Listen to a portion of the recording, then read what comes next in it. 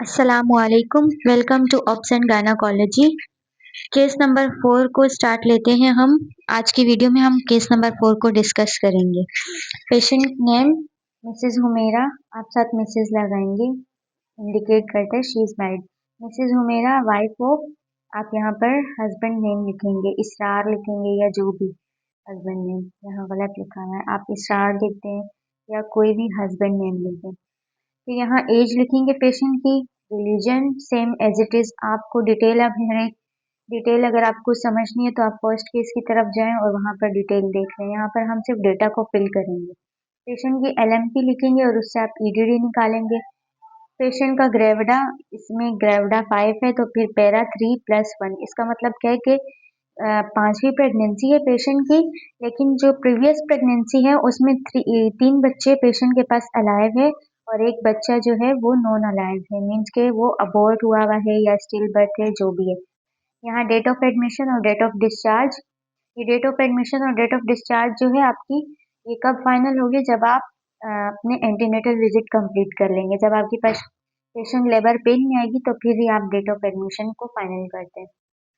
Patient का address लिखेंगे, कुछ भी आप लिख सकते हैं।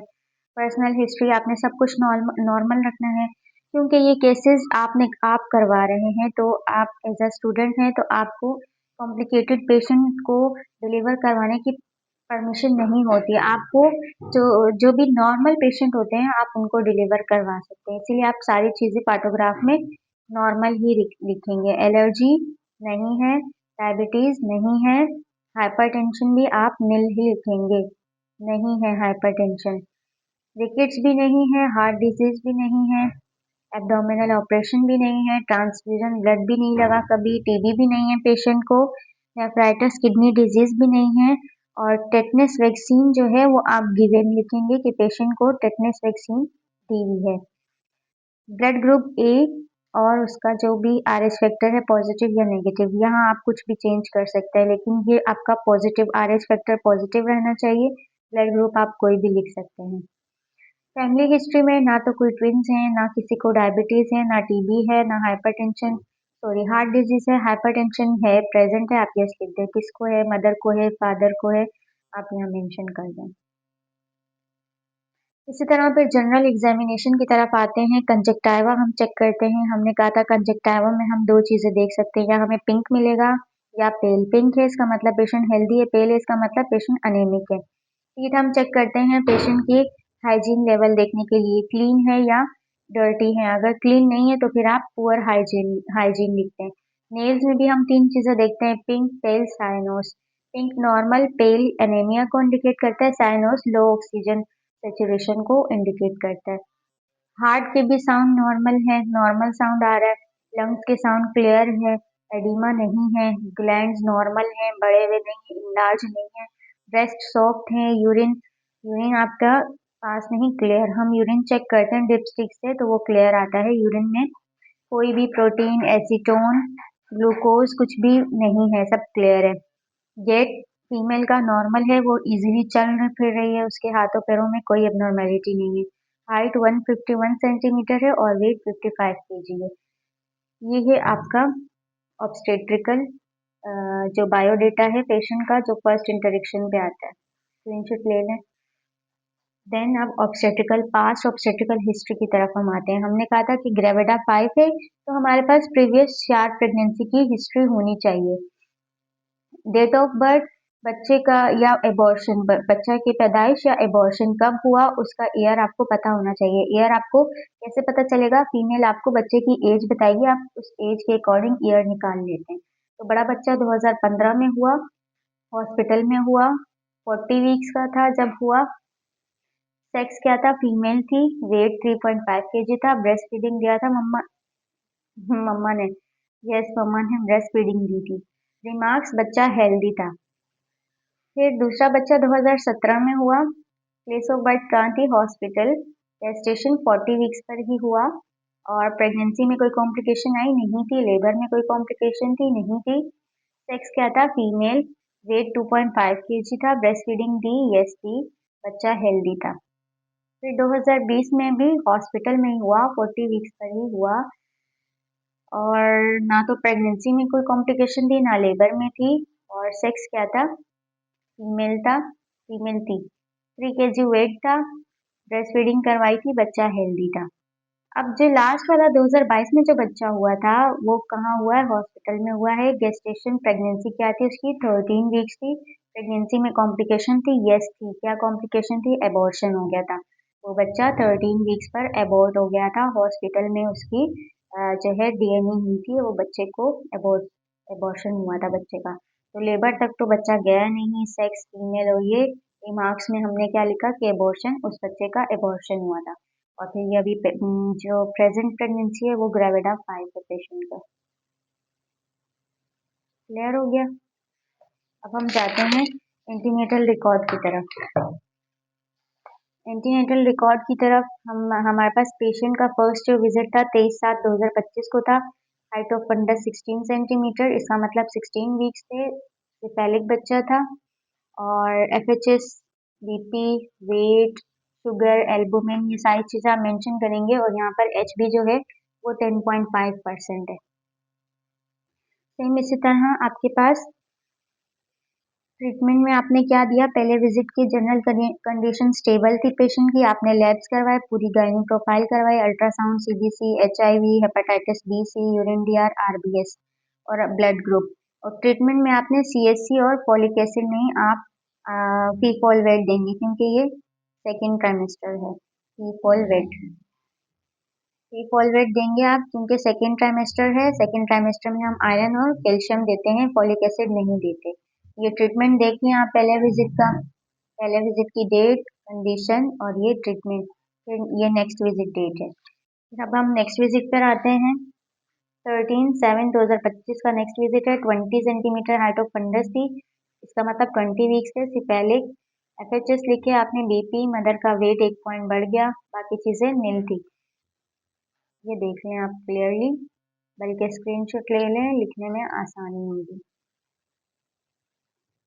चलिए अब हम आते हैं सेकेंड विजिट के ट्रीटमेंट की तरफ। Second visit general condition patient की गुड थी, स्टेबल थी। आप स्टेबल भी लिख सकते हैं, गुड भी है। जिस कंप्लेन के साथ पेशेंट आई आपको कंप्लेन भी लिख सकते हैं। पेशेंट को हमने एडवाइस किया वही सीएससी और फीफॉलवेट वो लेती रहेगी। फिर हमने नेक्स्ट विजिट डेट दी, यहाँ पर आपका सिग्नेचर आएगा, आप अपना सिग्नेचर हर विजिट पे करेंगे। नेक्स्ट विजिट की डेट दी 6/8/2025। नेक्स्ट विजिट पे पेशेंट हमारे पास आ गई 6/8/2025 को। 24 centimetre height of fundus, 24 weeks, cephalic presentation, FHS, BP, 1 kg weight बढ़ गया, बाकी चीजें नील थी। ठीक है, अब आप नीचे वापस आ गए। 6/8/2025 को ट्रीटमेंट में आपने वही सीएससी और फीफॉलवेट दिया और नेक्स्ट विजिट डेट दे दी 13/8/2025। अगेन 13/8/2025 को पेशेंट आपके पास आई, 28 सेंटीमीटर, 28 वीक्स पर आई। Cephalic presentation, FHS, BP, weight, sugar और ये चीजें मिलती। ये चीजें आप लोगों को डिटेल में स्टार्ट फर्स्ट टू 1 और 2 केस नंबर में डिटेल से हमने हर एक चीज को समझा है कि क्या चीज कैसे होती है। यहाँ पर अब हम सिर्फ डेटा को फिल करेंगे। ये कौन सा है? 28 वीक्स 13/8 का है ना। 13/8/2025 पेशेंट की जनरल कंडीशन सही थी। तो आपको पता है कि 28 वीक्स पर हम टेटनेस की फर्स्ट डोज लगाते हैं। तो हमने टेटनेस की फर्स्ट डोज दी पेशेंट को और वही ट्रीटमेंट कंटिन्यू रखी और फिर नेक्स्ट विजिट डेट दे दी। नेक्स्ट विजिट डेट दी 20/8/2025 को। पेशेंट दोबारा आई, 32 सेंटीमीटर, 32 वीक्स पर, सिफेलिक थी, एफएचएस, बीपी, वेट, शुगर, ये सारी चीजें लिखी। फिर आप ट्रीटमेंट में आए तो आपके पास जो 28/2025 को था पेशेंट का 32 वीक्स था। आपको पता है 32 वीक्स पर टेटनेस की सेकेंड डोज लगाई जाती है। तो आपने टेटनेस की सेकेंड डोज दी और वही सीएससी और फीफॉलवेट आपने एडवाइस दी। फिर नेक्स्ट विजिट डेट दे दी पेशेंट को। यहाँ आपका साइन आएगा 27/8/2025। 27/8/2025, 36 centimetre, 36 week, cephalic presentation, heart, FHS, BP, mother का वेट बढ़ा है, गेन होगा, नील, बाकी चीजें शुगर, एल्बुमिन, एडिमा, हर चीज नील। यहाँ पर आपने फिर सीबीसी रिपीट करवाया तो आपको एचबी मिला 11.5%, आपने यहाँ मेंशन कर दिया। ये है आपका विजिट। देन हम फिर नीचे आएंगे 27/8/2025 को। हमने CHC दी मदर को, पी फॉलवेट ट्रीटमेंट वही मेडिसिन कंटिन्यू रखी, लैब्स हमने करवाई अल्ट्रासाउंड, यूरिन DR, CBC, ये तीनों लैब्स हमने रिपीट करवाई दोबारा से। फिर हमने नेक्स्ट विजिट डेट दे दी आपने 4/9/2025 की, यहाँ आपका साइन आएगा। अगेन 4/9/2025 पे आप आएंगे। 38 वीक्स थे मदर के, 38 सेंटीमीटर हाइट ऑफ फंडस थी, वीक्स 38 थे। सिफेलिक प्रेजेंटेशन थी, FHS लिखे आपने, BP लिखा, वेट लिखा, शुगर, एल्बुमिन, ये सारी चीजें आपने लिख ली। देन फिर नीचे अगर आ जाएं तो आपने मदर की जनरल कंडीशन स्टेबल थी, आपने वही CHC और पी फॉलवेट OD दी, साथ आप मदर को काउंसलिंग और BP वगैरह भी मॉनिटर करते रहते हैं हर विजिट पर।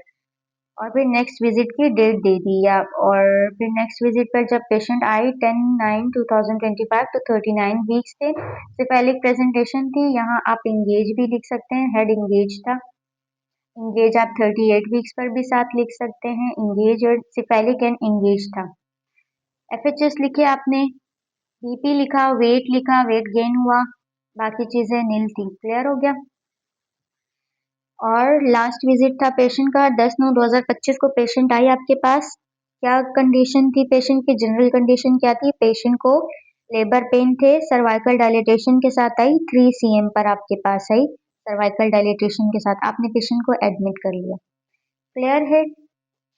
पेशेंट को एडमिट कर दिया, ये फिर आगे आपका लेबर रिकॉर्ड आता है और बेबी रिकॉर्ड आता है, तो इसको अभी आप नहीं करेंगे, आप सबसे पहले पार्टोग्राफ मेंटेन करेंगे। क्लियर। पार्टोग्राफ, आपने पेशेंट को एडमिट कर लिया, आपने पार्टोग्राफ वाला पेज रखना है अपने साथ, पेशेंट का नाम लिखना है, ग्रेविडा, पेराइटी, हॉस्पिटल नंबर पेशेंट की फाइल से लिखेंगे, डेट ऑफ एडमिशन, कब आई थी पेशेंट हमारे पास? पेशेंट हमारे पास आई है 10/9/2025, तो यही डेट ऑफ एडमिशन है। किस टाइम आई है आपके पास पेशेंट? 8 AM पर आई है, सुबह 8 बजे पेशेंट आपके पास आई है। आपने मेम्ब्रेन्स चेक की, इंटैक्ट थी, जुड़ी हुई थी, रप्चर नहीं थी। यहाँ पर आपका FHS का बॉक्स है, ये आप FHS यहाँ पर जब तक डिलीवरी स्टार्ट होगी, डिलीवरी स्टार्ट होने से बच्चे डिलीवर होने तक आप FHS देखते रहते हैं। कितने टाइम बाद?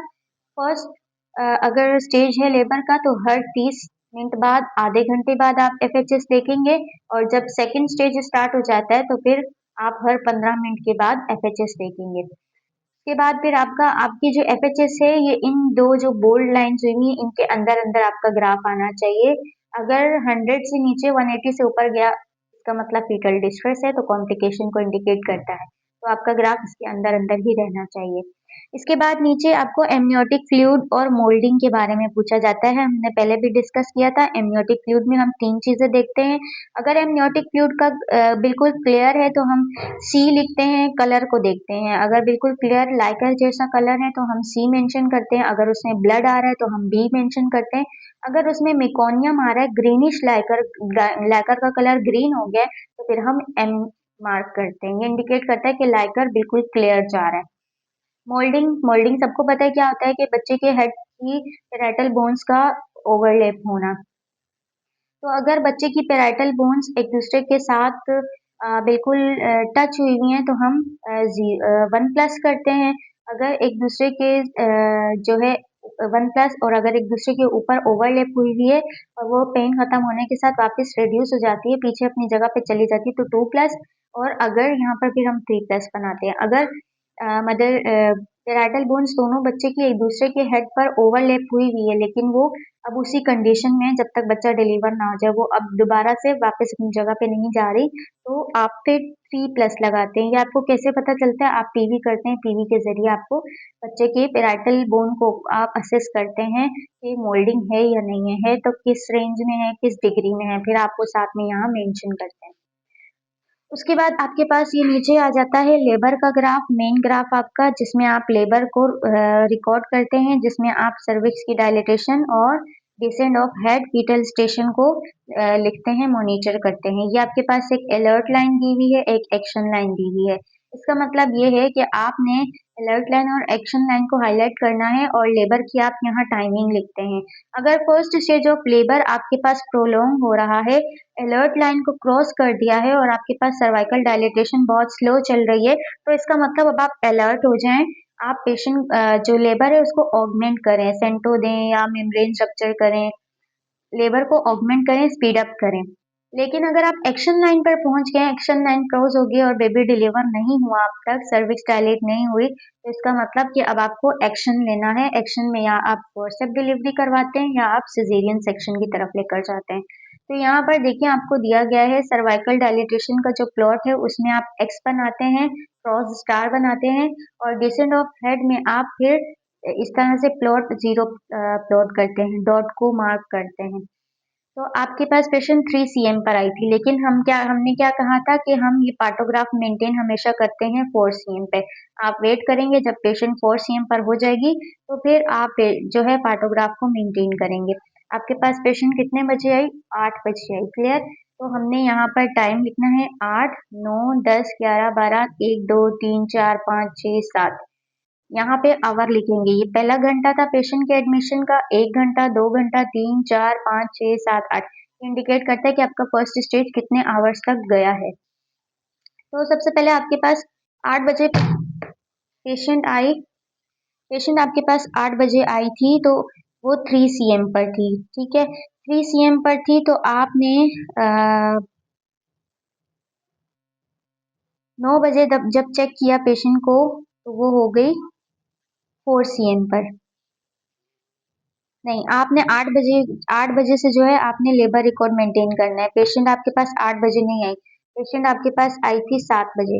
ये आप यहाँ पर करेक्ट करें। ठीक है, पेशेंट 7 बजे आई थी, तो 1 घंटा लग गया पेशेंट को 3 cm से 4 cm जाने पर। जब पेशेंट 4 cm पर गई, तो आपने फिर यहाँ पर पार्टोग्राफ मेंटेन किया। यहाँ पर आप 8 लिखेंगे, हाँ बिल्कुल 8, 9, 10, 11, 12 ये ठीक है। फिर जब पेशेंट 4 cm पर हुई, तो 8 बजे तक फिर आपने पार्टोग्राफ मेंटेन किया। 8 बजे थे, पेशेंट की सर्वाइकल डायलिटेशन 4 cm पे थी, आपने यहाँ स्टार बना दिया। डिसेंट ऑफ हेड को भी हम डिस्कस कर चुके हैं। अगर इसे जीरो स्टेशन होगा, इशियल स्पाइन के लेवल पर होगा, तो हम 3 से इसको प्लॉट करते हैं। -1 पर होगा तो 4 से प्लॉट करते हैं, -2 पे होगा 5 से, +1 होगा तो 2 से, +2 और ये +3। इसके हिसाब से हम अपना डिसेंट ऑफ हेड का ग्राफ बनाते हैं। तो डिसेंट ऑफ हेड आपके पास अगर 4 cm पर सर्विक्स है, तो फिर डिसेंट ऑफ हेड आपके पास माइनस में होता है, ऊपर से होता है। तो यहीं से ही आपने अपना ग्राफ डिसेंट ऑफ हेड और सर्वाइकल डायलिटेशन दोनों का लिया। फिर आपने दोबारा 2 बजे चेक किया, आपके पास 5 cm हो गई। 3 बजे चेक किया, आपके पास 6 cm हो गई। 4 बजे चेक किया, सॉरी चौथे घंटे पे 11 बजे चेक किया, आपके पास 7 cm हो गई। फिर 12 बजे चेक किया, आपके पास 8 cm हो गई। फिर दोबारा 1 बजे चेक किया, 9 cm हो गई। फिर 2 बजे चेक किया, तो आपके पास कितने cm पर हो गई? 10 cm पर हो गई। तो आपके पास डिलीवरी कितने बजे हुई है पेशेंट की? 2 बजे हुई है। इसको आप कैंसिल कर दें।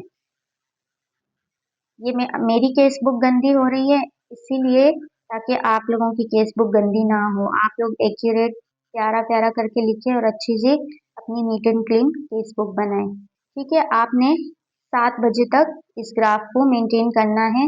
आपकी जो सर्विक्स डायलिटेशन हुई है, वो 7 बजे हुई है। क्लियर हो गया? और साथ में ही नीचे वाले बॉक्स में आपने कॉन्ट्रैक्शन को मॉनिटर करना है। हम पहले भी हर केस में डिस्कस कर चुके हैं। ये माइल्ड है, ये मॉडरेट है, ये सीवियर है। माइल्ड में 20 सेकंड से कम अगर आपको कॉन्ट्रैक्शन मिलती है, वो माइल्ड है, आप उसको डॉट से बनाते हैं।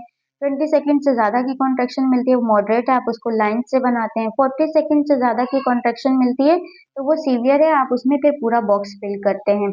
और आपको हर 10 मिनट के अंदर कॉन्ट्रैक्शन देखनी है। पर 10 मिनट्स में आपके पास 3 to 5 कॉन्ट्रैक्शन होनी चाहिए लाजमी। तो पहले माइल्ड होता है, फिर मॉडरेट, देन सीवियर। जब तक आपका लेबर चलेगा, आपने कॉन्ट्रैक्शन को मॉनिटर करना है। यहाँ पे आपसे पूछा गया ऑक्सीटोसिन आपने दिया है, कितना दिया है और आपने कितने ड्रॉप्स चलाए हैं पर मिनट के अकॉर्डिंग। तो हम मल्टी में 5 यूनिट सेंटो देते हैं, तो हमने 5 यूनिट सेंटो दिया है, 15 ड्रॉप्स पर मिनट के अकॉर्डिंग चलाया है। यहाँ आपसे पूछा जा रहा है अगर आपने लेबर में कोई ड्रग्स वगैरह या आई फ्लूइड दिए तो यहाँ मेंशन करो। हमने जस्ट इंजेक्शन सेंटो दिए थे, 30 यूनिट्स नहीं, ये यहाँ पर नहीं है आपका। यहाँ पर आप सिर्फ लिखेंगे 5 units in Ringer lactate 1000 ml, बस 1000 ml रिंगर लैक्टेट में आपने 5 यूनिट सेंटो दिया है, बस आपने इतना लिखना है। दोबारा से रिपीट कर रही हूँ, मिस्टेक नहीं करना। अगर यहाँ लिखने में मिस्टेक हुई है तो आप सुनकर उसको ठीक करें। इंजेक्शन सेंटो आपने दिया, सेंटोसिनोन दिया 5 units in Ringer lactate 1000 ml। 1000 ml Ringer lactate में आपने सिर्फ 5 यूनिट सेंटो दिया बस। उसके बाद यहाँ आप मदर के वाइटल को रिकॉर्ड करते हैं। यहाँ पर आप पल्स, ये जो ग्राफ बना रहे हैं आप, ये ग्राफ पल्स का, जब तक मदर की डिलीवरी नहीं होगी आप वाइटल, पल्स और बीपी दोनों लेते रहेंगे। ये जो ग्राफ बन रहा है ये आपका पल्स का बन रहा है। ये देखो आपकी पल्स 60 से 100 के बीच बीच में आनी चाहिए।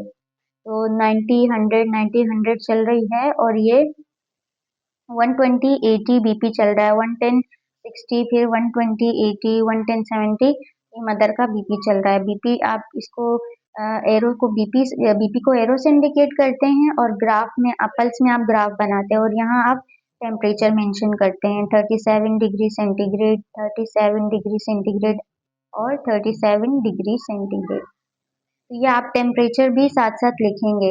ये ग्राफ क्लियर देख लें।